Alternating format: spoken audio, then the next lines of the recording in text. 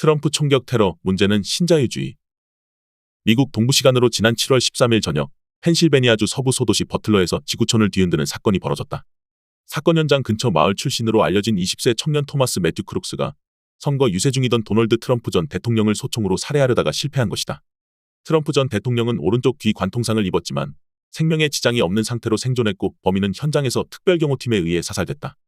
이번 사건으로 공화당 대통령 후보로 사실상 확정된 트럼프 전 대통령 인기가 급등하고 대선 승리 가능성이 커졌다는 분석과 전망이 주류를 이루고 있다. 그렇지만 대선은 앞으로 4개월 정도 남아있고 공화당과 민주당의 전당대회, TV토론회 등의 일정이 남아있어서 대선 결과를 예측하기에는 여전히 이른 시점이다. 이번 사건은 오히려 과거 미국에서 자주 발생한 정치 테러와 상당히 다르다는 점에 주목하고 의미와 파장을 정밀하게 분석하는 노력을 요구한다. 일단 이번 사건의 배경에 대해 정치 한국화를 지목하는 것에 대해서는 다른 의견이 없는 것으로 보인다.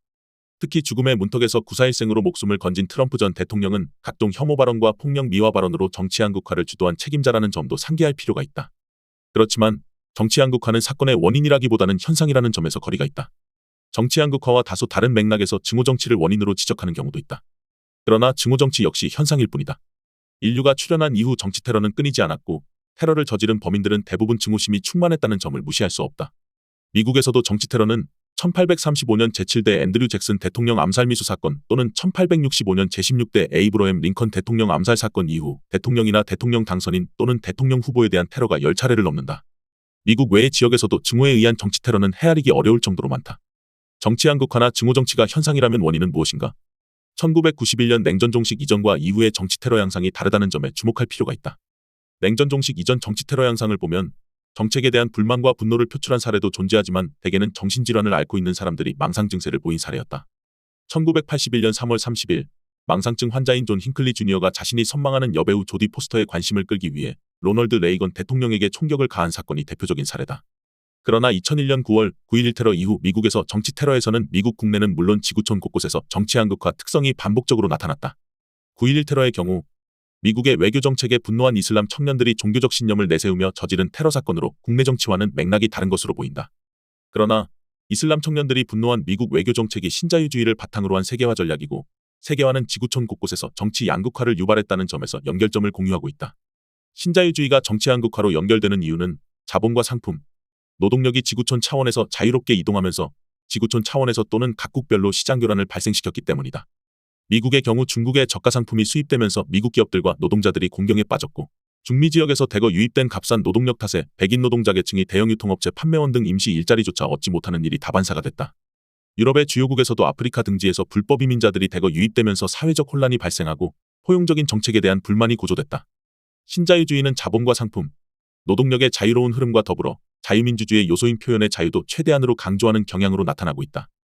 그 결과 사회적 소수 세력을 배려하는 화법인 정치적 올바름 그리고 다른 국가나 정세력을 자극하지 않기 위해 스스로 절제하는 외교적 신중함 관행도 파괴했다.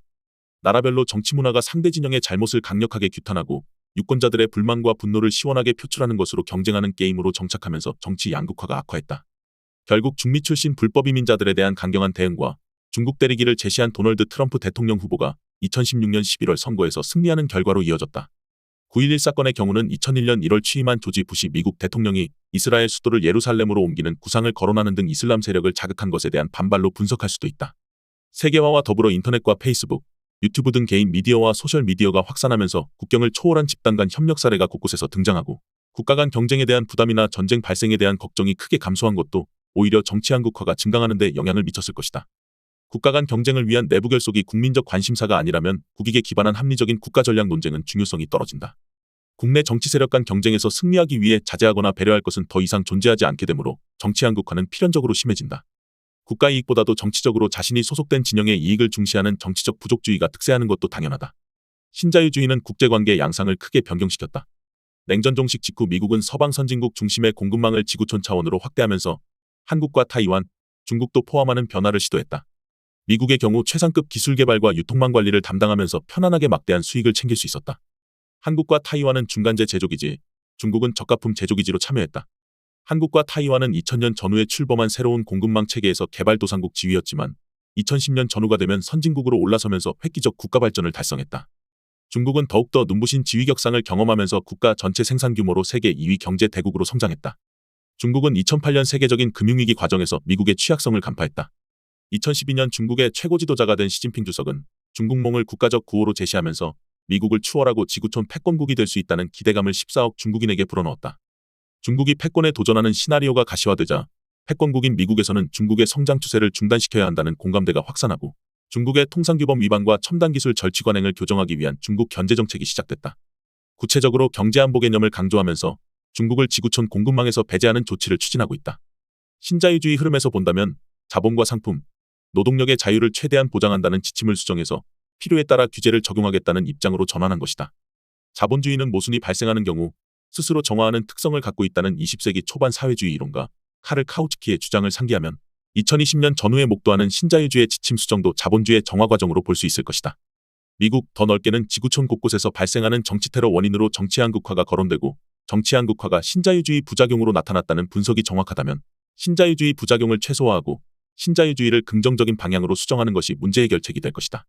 신자유주의는 스스로 수정 작업을 진행하는 것으로 보이지만 추가적으로 검토할 부분도 있을 것이다. 자본과 상품, 노동력 이동과 관련해서는 경제안보 개념을 적용하되 중국을 포함해 모든 나라가 수용할 수 있는 공감대를 찾아서 재구성하는 노력을 전개할 수 있을 것이다. 중국이 국제적인 통상규범을 준수하고 첨단 기술 절취 행위도 중단한다면 중국이 다시 세계적 공급망에 참여할 수 있다는 시나리오를 꾸준히 제시할 필요가 있다. 정치 한국화에 직접적인 영향을 끼친 요인인 정치적 부족주의는 정치적 올바름이나 외교적 신중함을 부활하는 방식으로 폐해를 줄일 수 있을 것이다. 국가 간 경쟁 부담이 감소하고 전쟁 발생 가능성도 줄어든 것이 현실이지만 국내 경쟁 세력에 대한 무제한 공격은 궁극적으로 지구촌 차원의 평화적 공존도 어려워지고 평화적 공존이 국가 차원에서 이뤄지지 않을 경우 국민이 손실을 감당해야 한다는 점에 주목할 필요가 있다. 트럼프 전 대통령이 구사일생으로 목숨을 구한 것은 참으로 다행스러운 일이지만 11월 미국 대선에 미치는 영향을 분석하거나 트럼프 전 대통령의 승리 가능성에 관심을 보이는 것은 현명한 일로 보이지 않는다. 오히려 트럼프 전 대통령에게 정치적 올바름의 중요성이나 외교적 신중함을 준수하라고 권고하는 것이 더 시급해 보인다. 앞으로도 그런 발언과 태도를 지속한다면 이번과 같은 정치 테러가 재발하는 것이 명확한 만큼 태도 변화의 계기로 삼아야 한다고 촉구하는 것이 대한민국과 같은 선진국 지식인들이 지구촌 평화와 번영에 기여하는 길이 될 것이다. 더 칼럼니스트